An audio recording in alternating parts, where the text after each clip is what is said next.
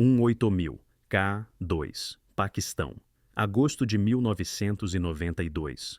Uma alpinista está deitada numa caverna de neve, a 8.500 metros. Ela não enxerga nada. Mãos e pés congelados. As forças no fim. Mais uma noite ali. E ela não acorda. Lá embaixo, no acampamento 4, um homem instala cordas fixas no trecho mais perigoso da rota. Ele sabe. Sem essas cordas, ela não desce. Ele trabalha de entregador de pizza para pagar as passagens das expedições dela. Já despencou de uma parede e quebrou o braço em vários lugares, por ela. Deu para ela o próprio saco de dormir. Abriu trilha em neve de meio metro, enquanto ela vinha no rastro pronto. E alguns dias depois, voltando da montanha com vida, ela não vai citar o nome dele nenhuma vez, em entrevista nenhuma, em livro nenhum, em memória nenhuma. O nome dela é Chantal Mauduit, francesa, linda. Uma estrela do alpinismo europeu, a quarta mulher na história a conquistar o K2.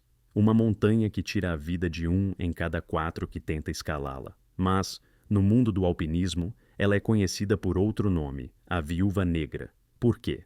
Porque os homens ao lado dela perdiam a cabeça, a carreira e a saúde. Alguns, a própria vida. Ela subia apoiada nos ombros dos outros, flertava, manipulava, usava e seguia em frente. Sem olhar para trás, sem remorso. Uns chamavam de gênio das grandes altitudes, outros de predadora num mundo de gelo e pedra. E tinha quem dissesse, só uma mulher jogando pelas regras dos homens, e vencendo. Mas todo mundo concordava numa coisa, estar perto de Chantal Mauduit era perigoso. Ela deixava um rastro de destinos arruinados, corações partidos, e corpos que ficaram nas montanhas para sempre. A história dela não é só sobre ascensões, é sobre até onde alguém vai por um sonho e o preço que os outros pagam por isso. Então, quem é ela? De onde surgiu essa mulher que vai virar do avesso o mundo do alpinismo de altitude? Chantal Mauduit nasce na França, bem aos pés dos Alpes. Ali, montanha não é exótico, é parte da vida, onde as crianças calçam os esquis antes de aprender a andar direito, onde a neve na janela é o normal de novembro a abril. Para a maioria, isso é só paisagem bonita. Lugar de férias em família, cartões postais e chocolate. Mas não para Chantal. Ela se apaixona pelo frio, pelo risco, pela altitude, pela sensação de estar só, frente a frente com a rocha e depender só de você, da força dos dedos, da precisão dos movimentos, do quanto você consegue seguir quando a cabeça grita. Para! O esqui alpino cansa rápido, fácil demais, previsível demais. Ela migra para o montanhismo, o de verdade, cru, sem rede de conforto. E ela manda bem, muito bem, a ponto de tirar o certificado de guia de montanha, oficial, profissional. Nos anos 80, isso era quase impossível para uma mulher. Alpinismo é um mundo masculino, tem suas regras, seus códigos, suas proibições não escritas. Mulher guia, sério, quem vai atrás dela na montanha? Quem entrega a vida nas mãos dela? Mas a Chantal não tá nem aí. Pega o certificado e começa a encarar as rotas mais difíceis da França, sozinha, com homens, tanto faz. Ela é rápida, técnica, sem medo. E sim, é linda. E isso, como a gente vai descobrir mais adiante, é uma arma tão perigosa quanto um piolete. A fama chega para ela de repente, e chega fazendo barulho.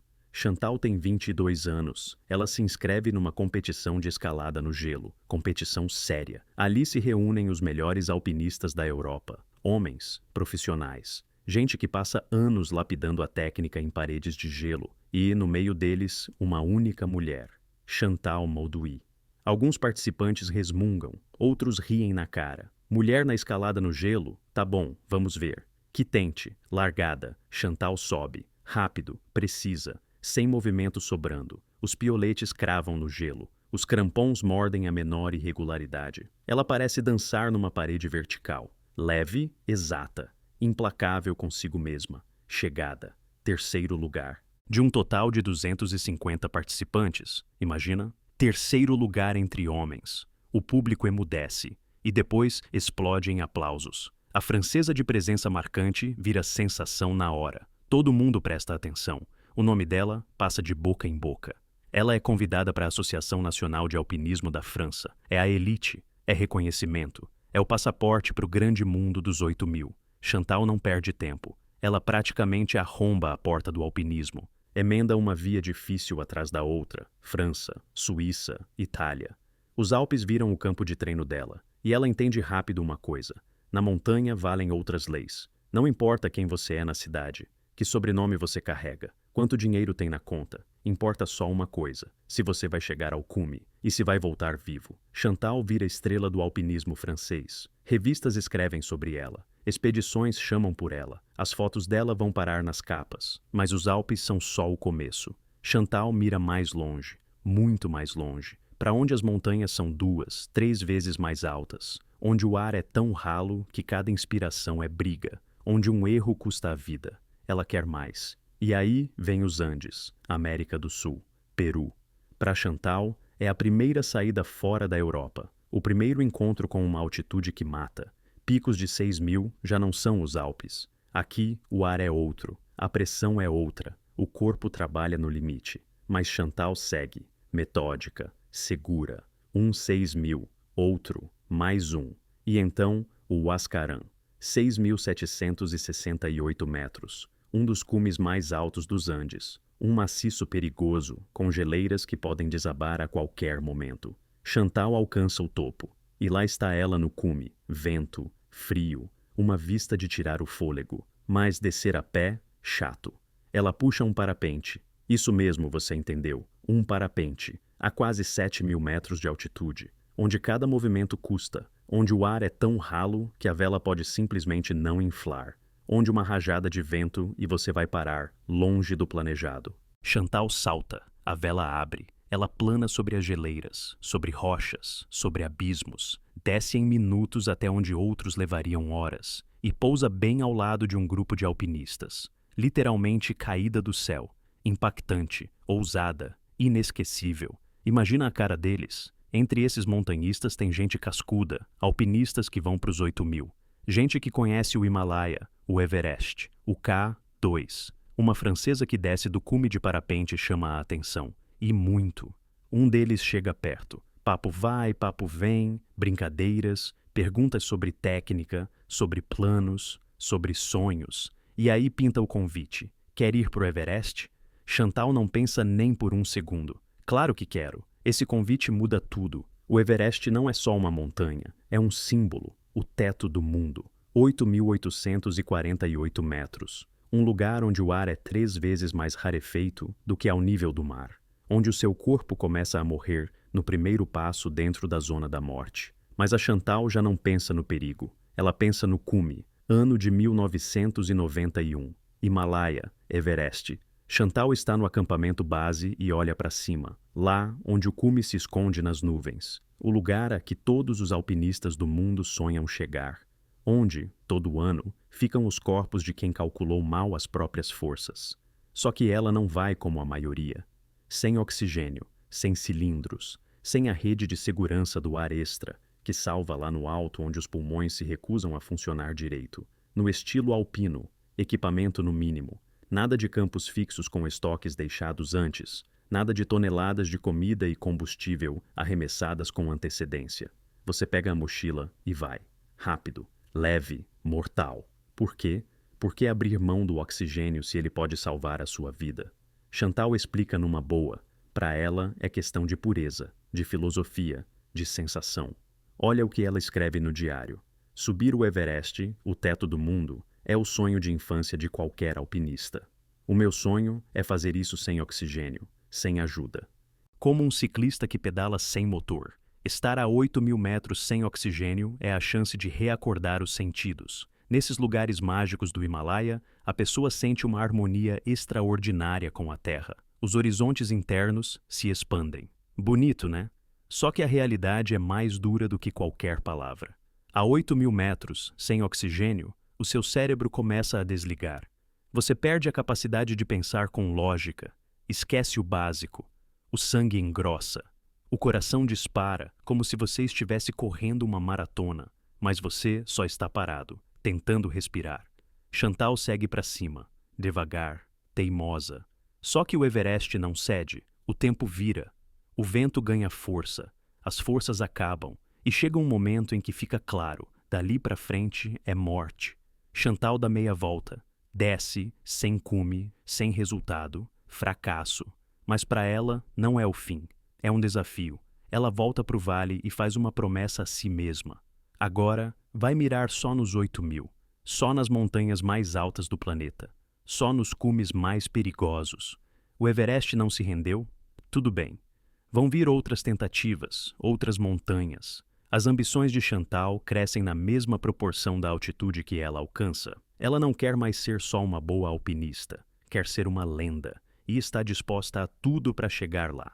Vamos parar um segundo e entender do que a gente está falando. 8.000 metros, a zona da morte. Isso não é metáfora, é um nome literal. Cientistas, médicos, montanhistas. Todo mundo chama assim, a zona da morte. Por quê? Porque nessa altitude o corpo humano começa a se desfazer. Só por você estar lá. Tanto faz se está se mexendo ou deitado. Tanto faz se é atleta treinado ou turista comum. O seu corpo não foi feito para viver tão alto. Ali, tem mais ou menos 1/3 do oxigênio do nível do mar. Imagina, cada inspiração entrega só 1/3 de oxigênio. Seus pulmões trabalham no limite, o coração dispara, e mesmo assim o corpo sufoca. O sangue engrossa, literalmente. Fica viscoso, tipo xarope. Para o coração, fica cada vez mais difícil bombear isso pelas artérias. O cérebro sofre com hipóxia, falta de oxigênio. Você começa a ficar lerdo, esquece o básico, não consegue amarrar o cadarço, confunde esquerda e direita. Toma decisões absurdas que custam vida. Os músculos falham. Cada passo exige um esforço sobre-humano. O que lá embaixo levaria 1 minuto, aqui vira 1 hora. E o pior, mesmo que você pare e se deite para descansar, as forças não voltam. Lá pelos 8.000, você não se recupera. Você só morre mais devagar. O corpo começa a comer a si mesmo, queima músculo, desliga funções secundárias. Tudo por um motivo, mandar pelo menos um pouco de oxigênio para o cérebro. Montanhistas dizem, cada hora na zona da morte é 1 hora roubada da sua vida. Então, não dá para ficar. Velocidade é tudo. Subiu, fez a foto, desce. Quanto mais rápido, maiores as chances de voltar vivo. Chantal Mauduit vai lá sem oxigênio, voluntariamente, conscientemente. E não foi só uma vez. Agora dá para entender o tamanho da loucura. E aí vem a pergunta, por que as pessoas vão em vez de ficar de boas no sofá vendo TV?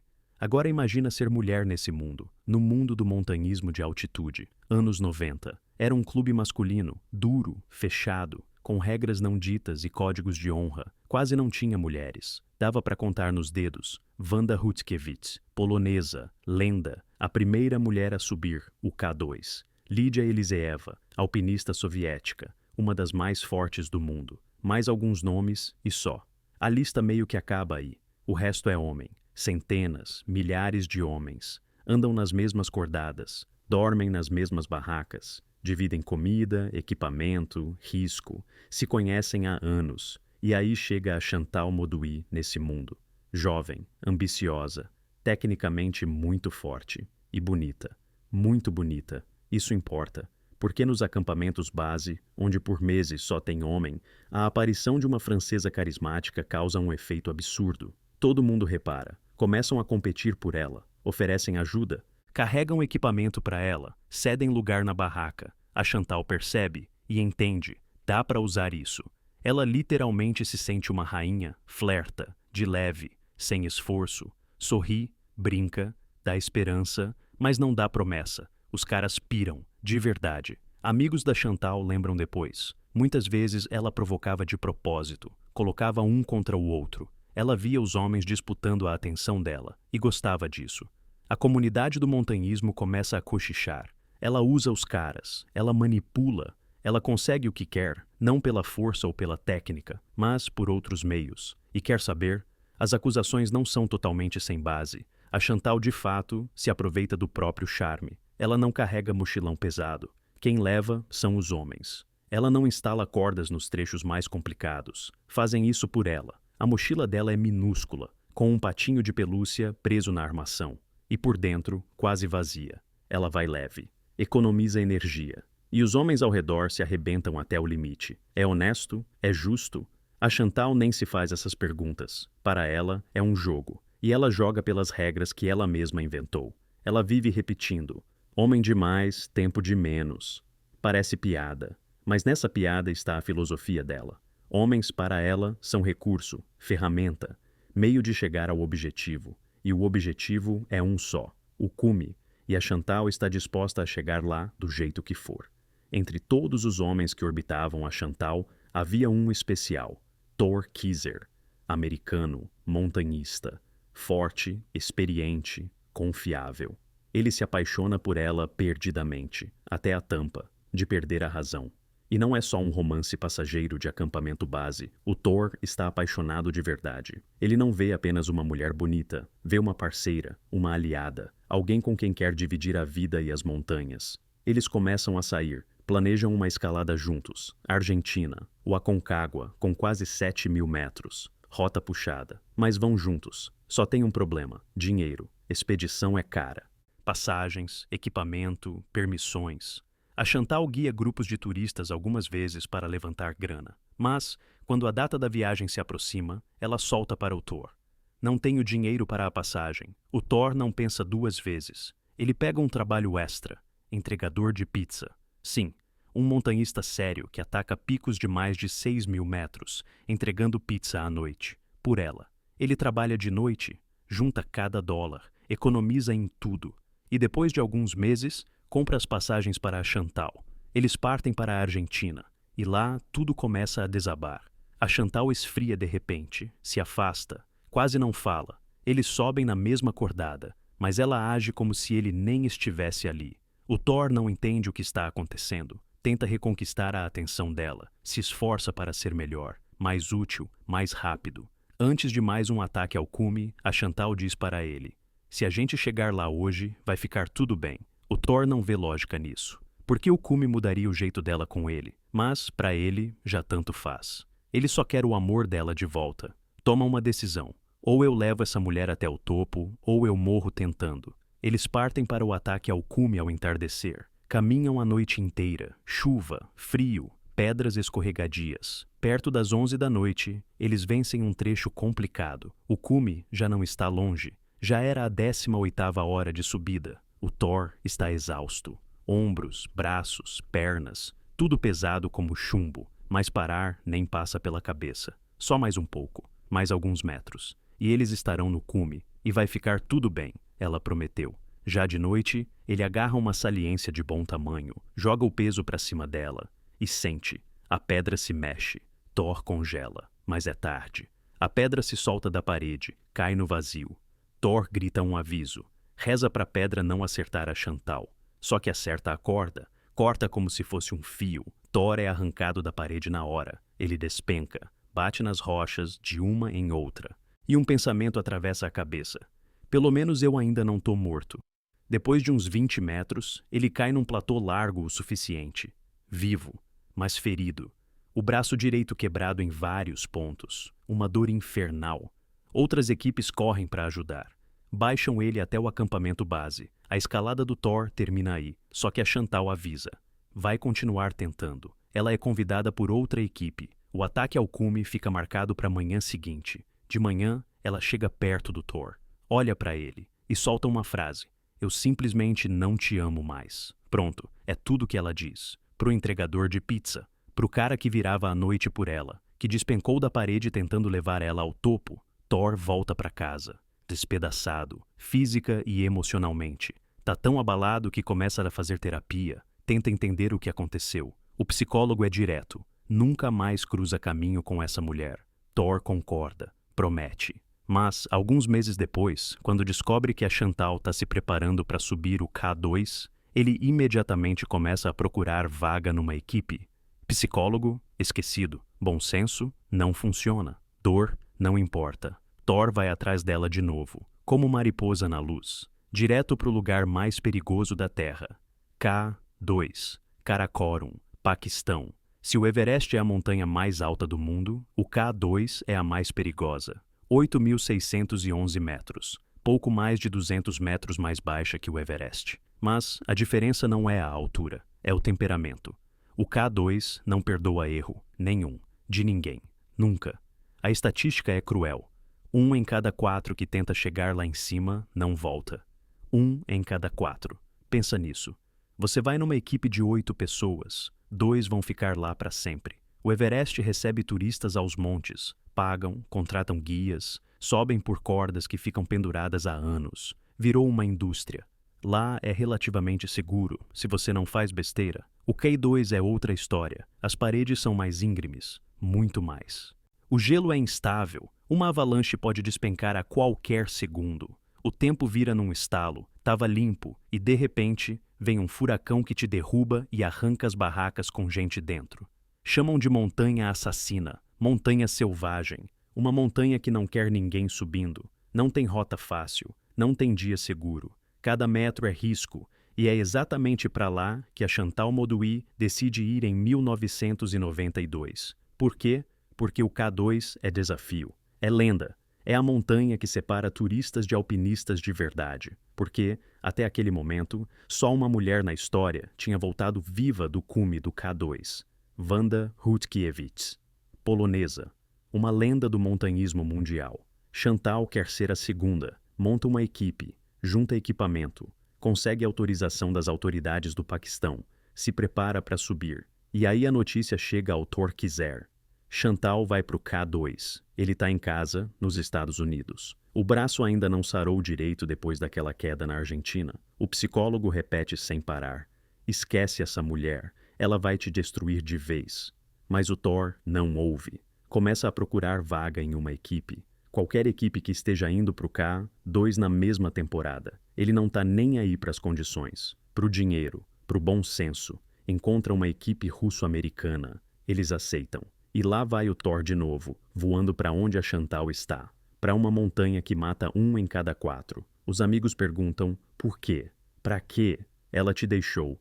Disse que não te ama. Por que você tá fazendo isso? Cadê a tua fibra? O Thor não consegue explicar. Só sabe que precisa estar por perto. Precisa ajudar. Precisa ver ela no topo, mesmo que isso custe a vida dele.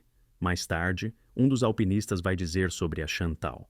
Ela era como a Helena de Troia, tirava do sério e inspirava milhares de homens. Por causa dela, começavam guerras. Thor Quiser vai para sua batalha, com a montanha, com ele mesmo, com um amor que não solta. O K2 espera. Depois de 19 dias de viagem, a equipe da Chantal chega ao acampamento base do K2, no Paquistão.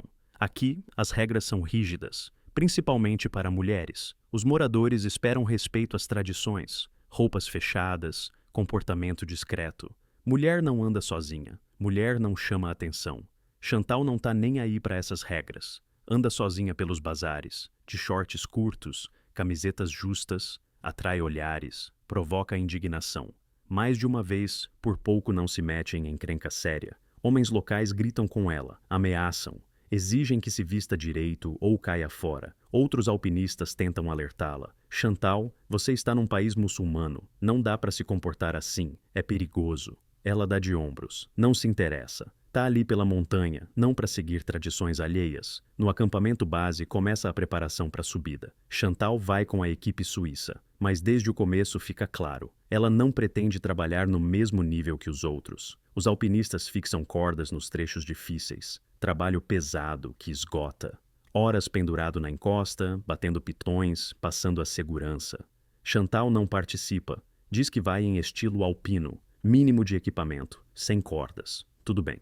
Então, pelo menos, que carregue a própria mochila. Ela recusa. Os homens da equipe carregam barracas, fogareiros, combustível, comida para os acampamentos intermediários, mochilas de 20, de 30 quilos. E a mochila da Chantal é pequena de doer, com um pato de pelúcia preso na armação, e quase vazia por dentro. Ela se aproveita da atenção dos homens para escapar do peso. Flerta, brinca, pede ajuda. E os caras ajudam. Claro que ajudam. A equipe suíça trabalha por semanas, monta campos, checa a rota, se prepara para o ataque final. Mas, depois de algumas semanas, Chantal sente. Essa equipe não vai chegar ao cume. Lento demais, cauteloso demais, dúvida demais. Ela começa a se afastar dos suíços e se aproxima dos americanos, o Ed Viesturs e o Scott Fischer, alpinistas fortes, rápidos, decididos. E tem também o Thor Quiser, que olha para ela como se ela fosse a única coisa que importa no mundo. A Chantal meio que aposta em outro cavalo, vira a chave, troca de equipe.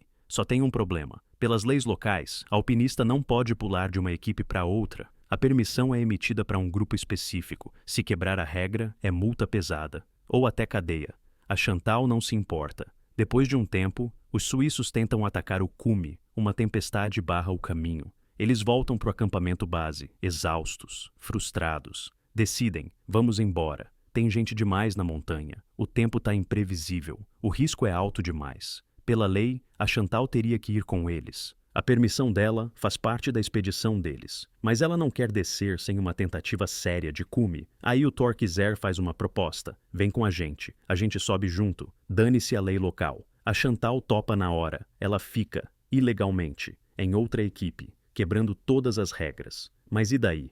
O cume vale mais que qualquer papel. Enquanto o Torquizer fixa cordas, carrega equipamento para os acampamentos altos, trabalha até cair, a Chantal começa a dormir com o parceiro dele, o Ed Viesturs. E não é só dormir, é sexo mesmo, sem nenhum pudor.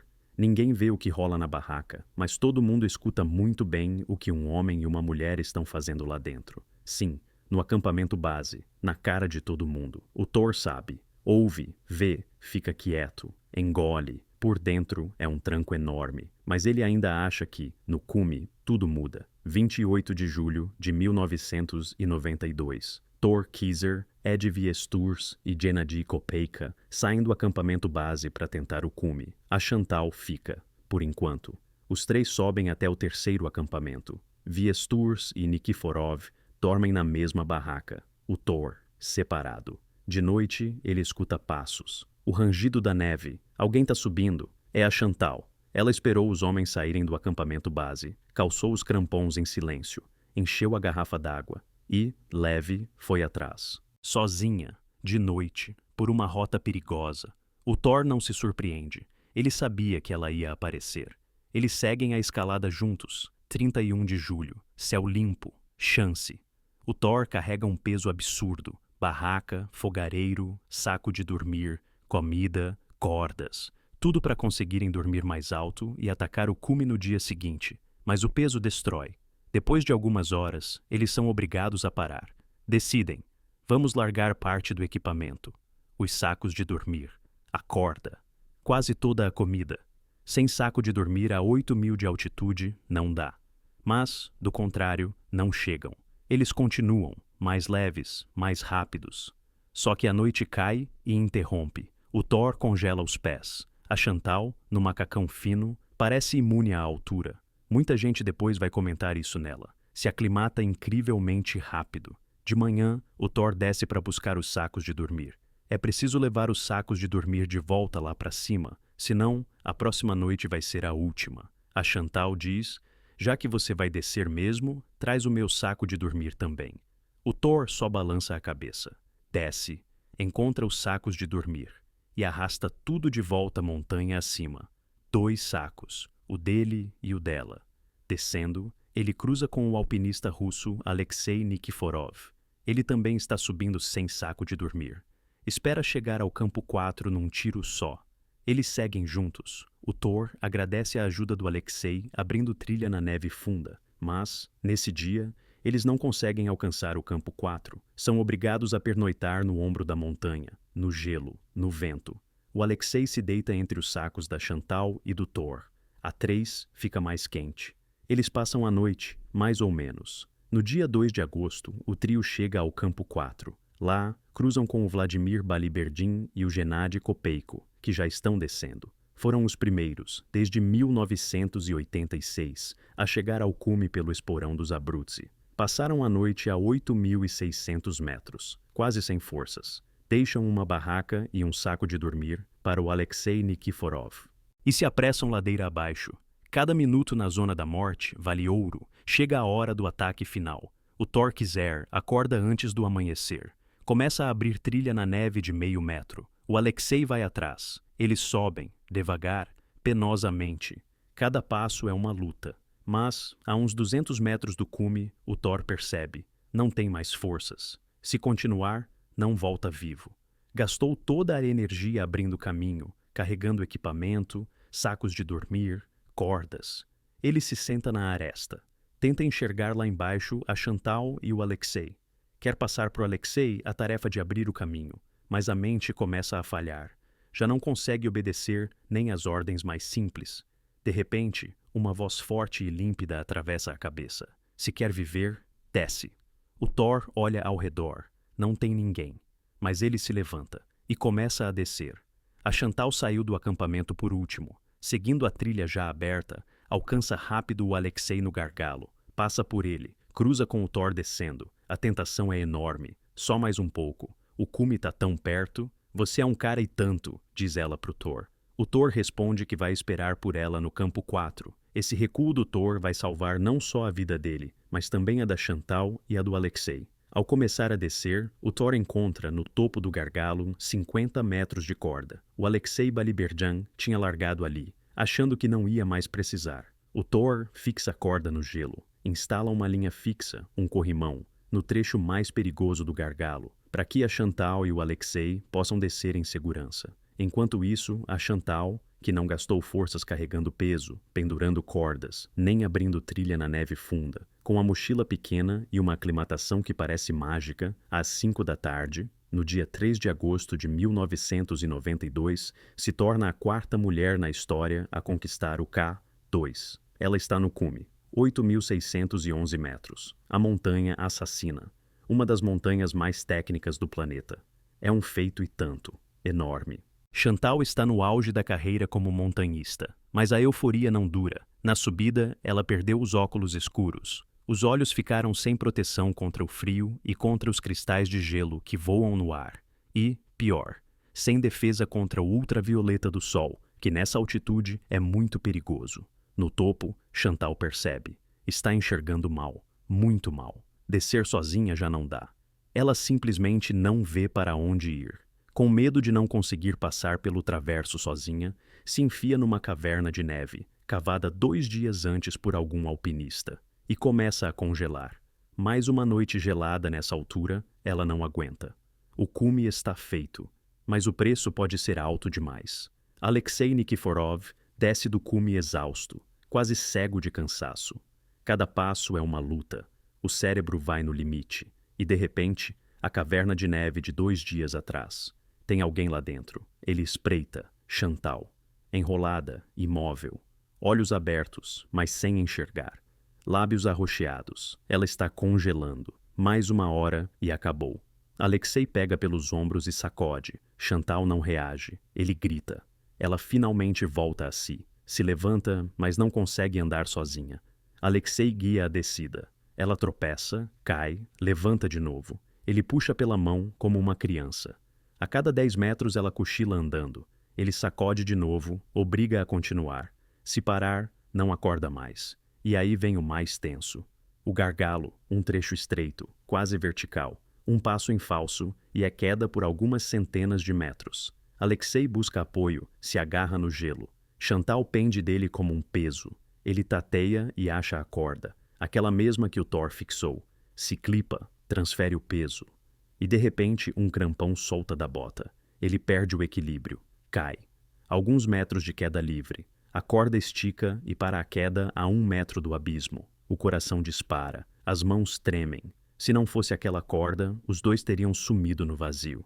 Alexei fica pendurado na corda de segurança. Tenta recuperar o fôlego. Depois, retoma a descida com a Chantal, metro a metro. Ela não entende nada, não lembra onde está.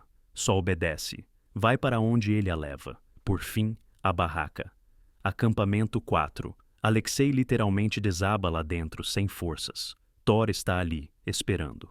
Olha para o Alexei. E a Chantal? Ela vinha atrás de mim. Ele solta e apaga. Passam 45 minutos. Thor ouve o rangido da neve lá fora. Passos incertos. Ele espreita. Chantal vem tateando, como numa brincadeira de cabra cega. Braços estendidos à frente, o rosto vazio. Ela procura o caminho, mas não vê nada. Thor corre, agarra a Chantal e puxa para dentro da barraca. Tira as botas. Os pés estão congelados, mas não por completo. Ainda dá para salvar. Ele arma o fogareiro na hora. Prepara chá e sopa. Dá chocolate, dá água quente. Aquece as mãos dela. Enrola no saco de dormir. Eles passam 3 dias no acampamento 4. Acima de 8.000 metros, na zona da morte. Ali, onde nem deitado você se recupera, só morre devagar. O corpo vai se desfazendo a cada hora, mas o Thor aguenta firme. Ele alimenta os dois e vigia para Chantal não apagar de vez. O Alexei também tá por um fio. Mal de altitude, exaustão, frio. Agora o Thor precisa descer 2 alpinistas meio vivos. No dia seguinte, depois do meio-dia, eles começam a descida. Thor e Alexei seguram a Chantal pelos braços. Ela mal consegue mover as pernas. A cada 5 minutos, senta na neve. Não tem mais força. Eles levantam e seguem levando ela para baixo. Em 3 horas, andam 60 metros. Thor entende. De noite, numa encosta técnica, é impossível guiar uma mulher que não enxerga. Ele monta a barraca. Alexei olha para ele, balança a cabeça. E continua a descer sozinho. Ele escolhe a própria vida. Thor fica com a Chantal. É a 6ª noite acima de 8.000. Sexta. De manhã, o tempo tá ótimo. Thor fala no rádio com Ed Viesturs e Scott Fischer no 3º acampamento. Alexei chegou até eles de noite. Estão prontos para subir e ajudar. Viesturs e Fischer saem do acampamento. Se encordam por segurança. Sobem. De repente, o Viesturs sente os pelos da nuca arrepiarem. Instinto. Ele se joga para cavar um buraco na neve, tentando se enterrar antes da avalanche vir. O Fischer olha e não entende. Um segundo depois, uma parede de neve e gelo acerta ele em cheio. A avalanche arrasta o Fischer morro abaixo. O Viesturs mergulha no buraco, mas a corda estica e puxa ele para fora, como peixe na linha. Ele é arrastado cerca de 100 metros encosta abaixo. Freia com o piolete com todas as forças. Se agarra numa rocha, para a poucos metros do abismo. O Fischer fica pendurado ao lado, os dois vivos, nenhum arranhão. Eles seguem subindo, salvar a Chantal. Enquanto isso, o Thor vai baixando ela devagar na corda. Depois de algumas horas, encontra o Viesturs e o Fischer. A Chantal está sem nenhuma força.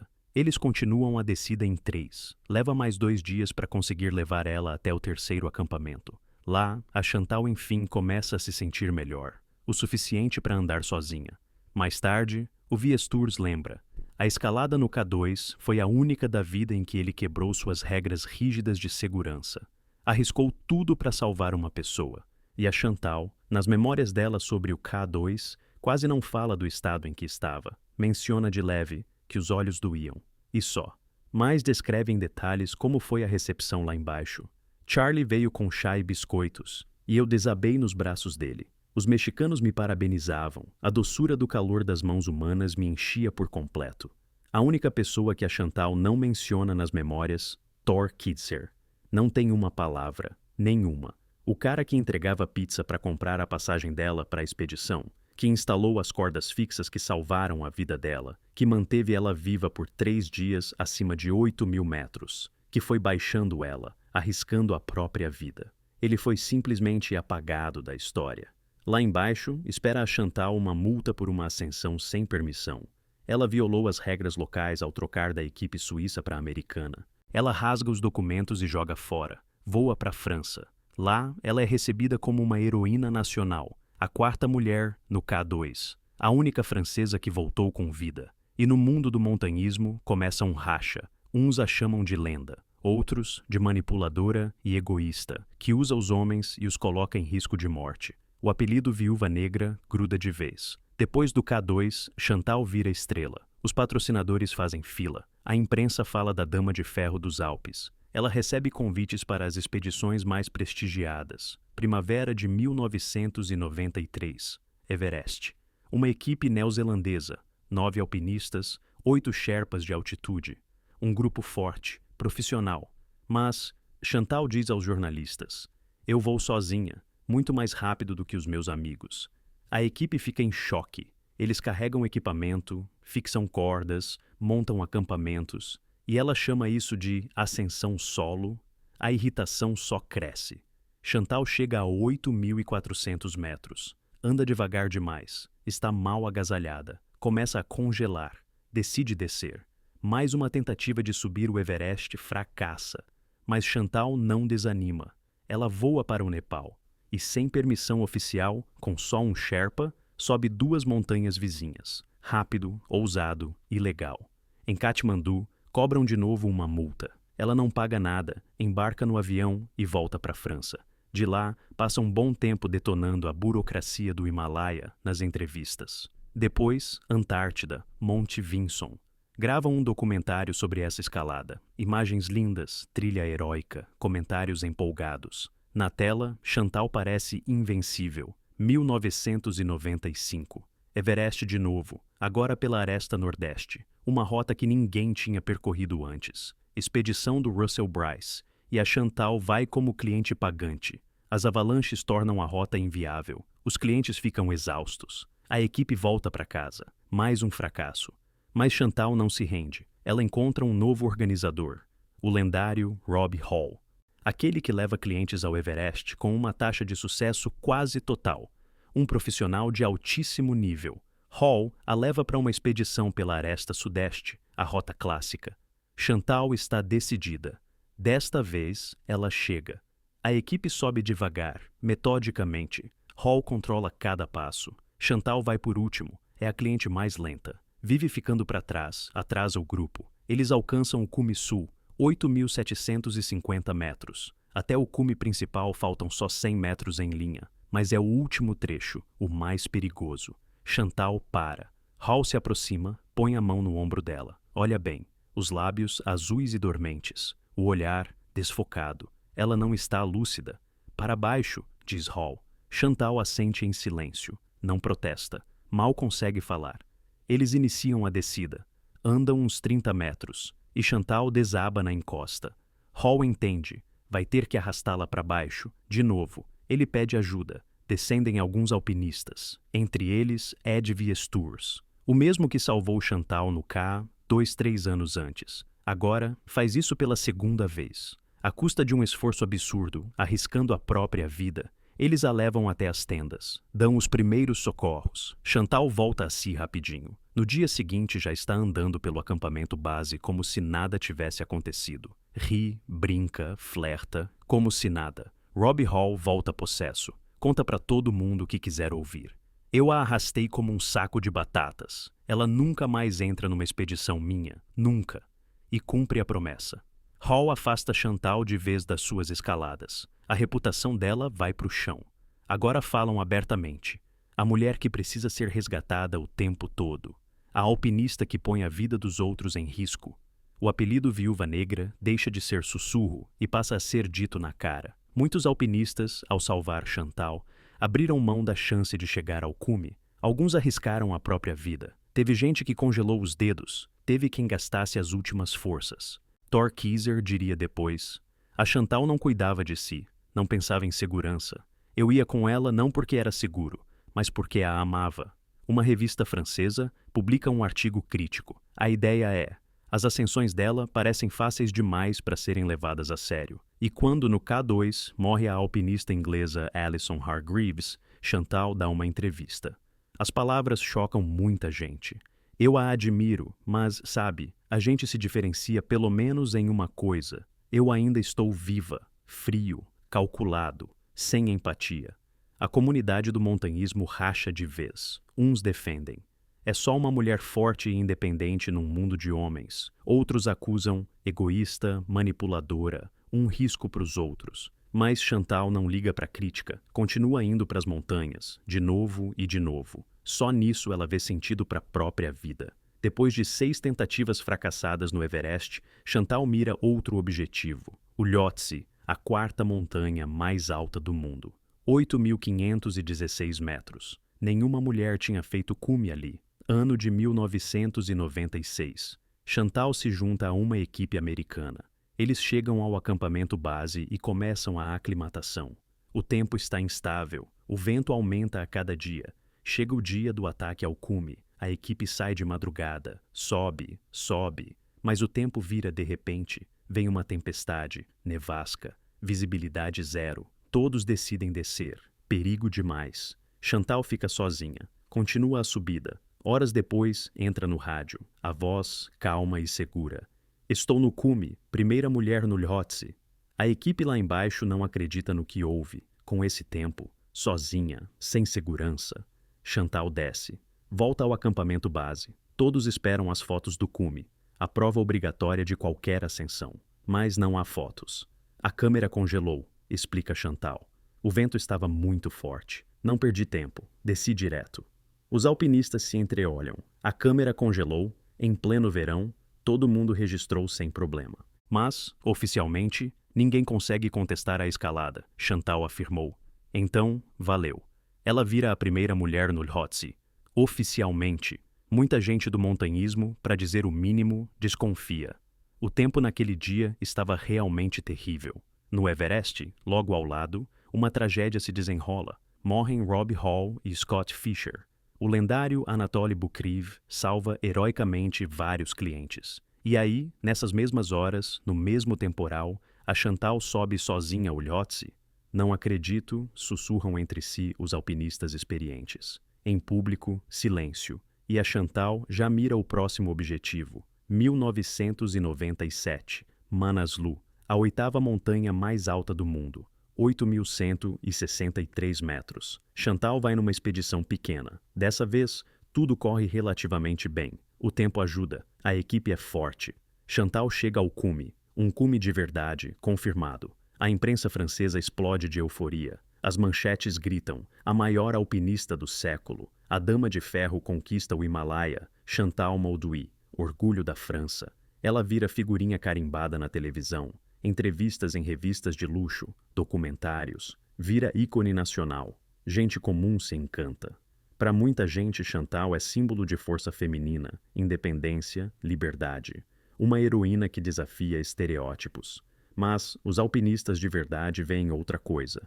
Lembram do K2, quando Thor Kieser, Alexei, V.S. Tours e Fischer salvaram a pele dela. Lembram do Everest, quando Rob Hall a arrastou como um saco de batatas. Lembram de outras expedições em que alguém abriu mão da própria chance para tirá-la do buraco. Sabem do Lhotse, um cume sem provas, em tempo que matou alguns dos melhores do mundo. Veem como ela manipula homens, se aproveita do afeto deles, não carrega tralha, vai no leve, e depois escreve memórias sem sequer citar quem a salvou. A maior mulher do século, dizem, com um riso amargo.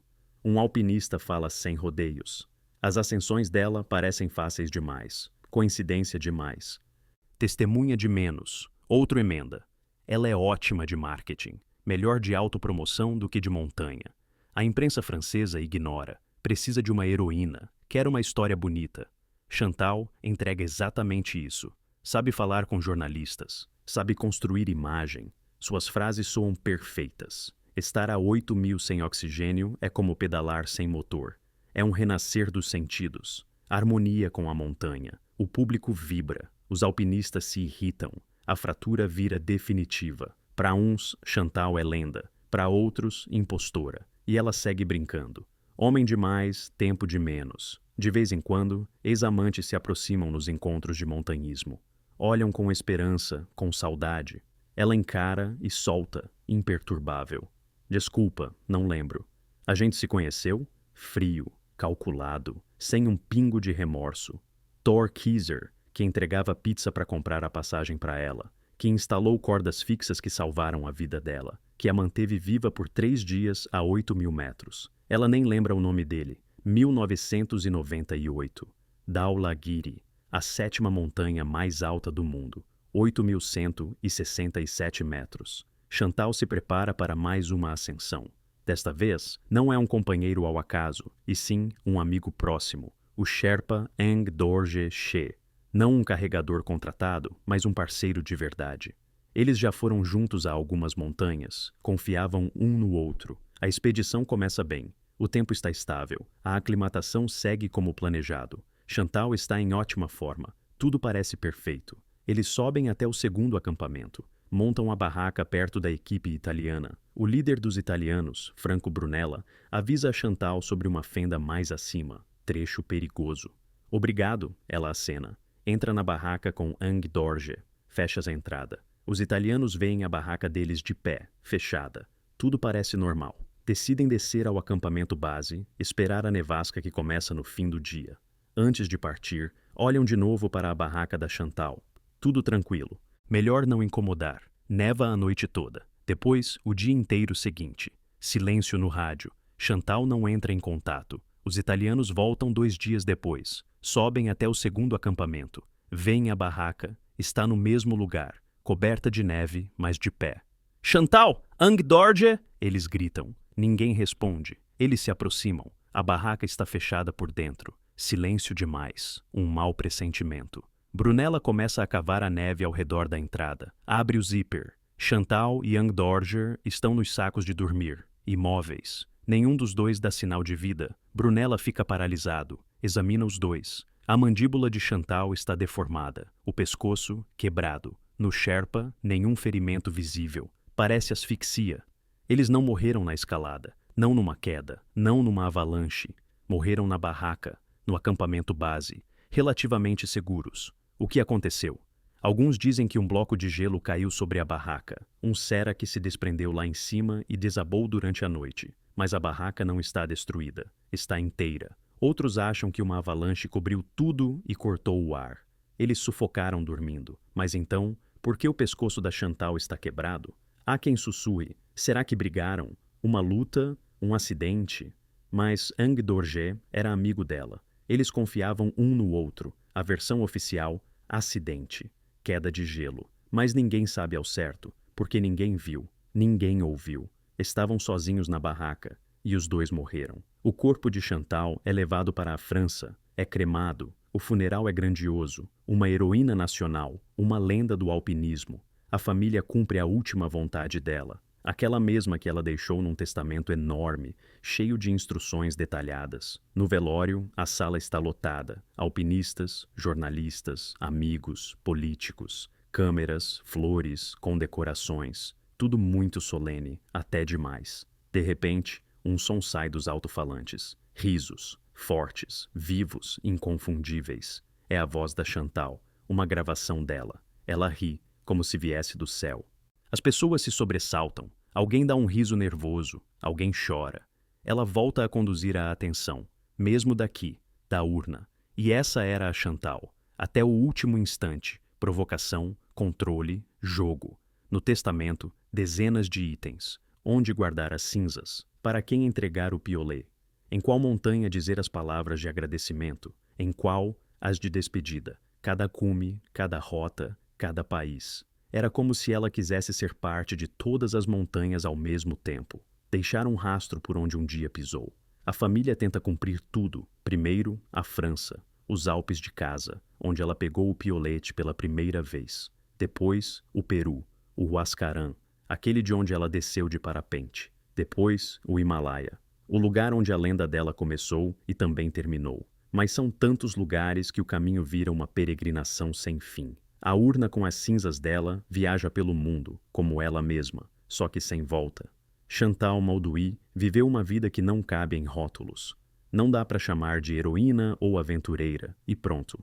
Ela vivia entre essas ideias, sempre um pouco acima e um pouco mais perigoso do que é permitido. Para uns, ela é inspiração. Uma mulher que provou que, num mundo em que os cumes eram território masculino, dá para seguir o próprio caminho, sem concessões, sem se moldar, sem medo. Para outros, um símbolo de autoconfiança demais. Alguém que passava por cima não só de fronteiras, mas também de pessoas. Uma coisa dá para dizer com certeza. Indiferente a ela, ninguém ficava. Onde a Chantal aparecia, começava uma tempestade de sentimentos, discussões, admiração e irritação. Ela podia inflamar, podia ferir, podia inspirar, mas nunca ficava na sombra. As montanhas são um espelho. Elas não dão a alguém o que não existe por dentro, só refletem o que já vive ali. Em quem há medo, mostram o abismo. Em quem há força, abrem caminho. Em quem há soberba, lembram quem é que manda de verdade. E a Chantal sabia disso como ninguém. Hoje, quando a gente olha as fotos, a francesa sorrindo com a jaqueta vermelha, a bandeira no cume, o sol acima das nuvens, parece até cinema, mas era realidade. Uma realidade em que tudo custava caro demais. Chantal foi embora como viveu, de repente, com impacto, cercada de mistério. A montanha levou ela sem testemunhas, mas devolveu ao mundo uma lenda. E agora, quando alguém sobe pelos mesmos caminhos, o vento lá no alto às vezes traz um som, quase imperceptível, mas nítido. Parece uma risada, a risada dela. É essa a história. Não é simples, não é óbvia. Tem quem veja inspiração, tem quem veja um alerta. E agora me diz você, o que acha da Chantal Mauduit? Ela foi uma heroína ou só alguém que amava o risco demais? Deixa nos comentários de que lado você está.